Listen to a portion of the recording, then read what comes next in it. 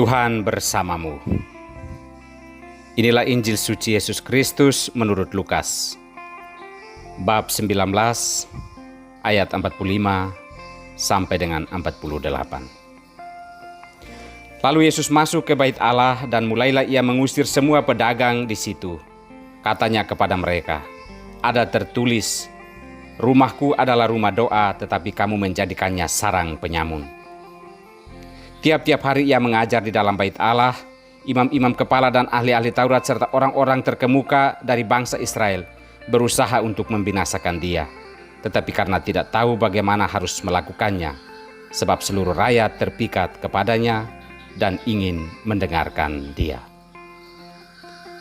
Demikianlah Injil Tuhan.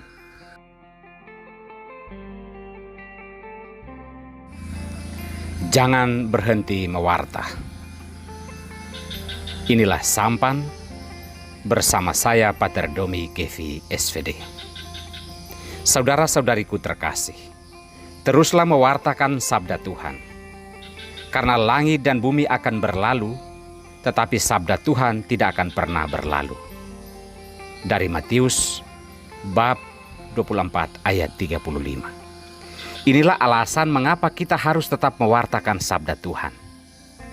Sabda Tuhan harus tetap ditaburkan, hidup dan bertumbuh di tengah dunia yang sudah terhimpit oleh berbagai kepentingan. Namun Tuhan menegaskan bahwa sabda Tuhan tidak akan pernah lenyap atau mati terhimpit oleh apapun. Maka teruslah mewartakan sabda Tuhan. Saudara-saudariku terkasih, setelah menerima gulungan kitab dan memakannya, Yohanes dalam penglihatannya merasakan manis pada mulutnya dan pahit dalam perutnya. Lalu ia diminta untuk terus bernubuat tentang sabda Allah.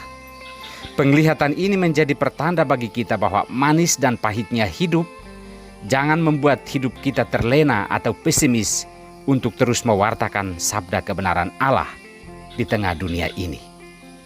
Yesus dalam Injil hari ini terus mewartakan kebenaran sabda Allah dengan mengusir orang-orang yang menjadikan iman atau agama atau tempat ibadah sebagai ajang transaksi ekonomi atau hal-hal duniawi.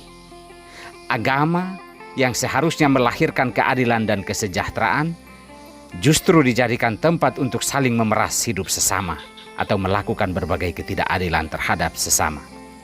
Tindakan pengusiran dan pembersihan bait Allah oleh Yesus menunjukkan kepada kita bahwa agama, gereja, dan hidup kita harus mulai dibersihkan dari berbagai transaksi ketidakadilan dan kepentingan-kepentingan duniawi yang menyesatkan. Tindakan Yesus menuai ancaman dan penolakan, namun hal itu tidak menjadi alasan bagi Yesus untuk berhenti mewartakan dan melakukan kebenaran Allah.